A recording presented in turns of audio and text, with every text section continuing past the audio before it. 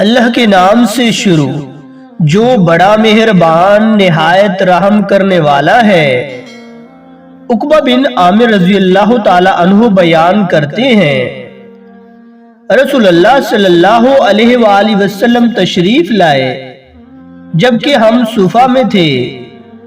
آپ صلی اللہ علیہ وآلہ وسلم نے فرمایا، تم میں سے کون پسند کرتا ہے کہ وہ ہر روز صبح کے وقت وادی بطحان یا وادی عقیق جائے اور کسی گناہ اور قطع رحمی کا ارتکاب کیے بغیر وہاں سے بڑی کوہان والی 2 اونٹنیاں لے آئے؟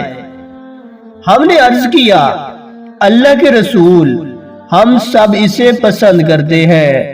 آپ صلی اللہ علیہ وآلہ وسلم نے فرمایا، تم میں سے کوئی صبح کے وقت مسجد کیوں نہیں آتا کہ وہ اللہ تعالیٰ کی کتاب سے 2 آیتیں سیکھے یا پڑھے تو یہ اس کے لیے 2 اونٹنیوں سے بہتر ہے، اور 3 آیتیں اس کے لیے 3 اونٹنیوں سے، اور 4 سے بہتر ہے، اور وہ جتنی زیادہ ہوں گی وہ اتنی ہی اونٹنیوں سے بہتر ہوں گی۔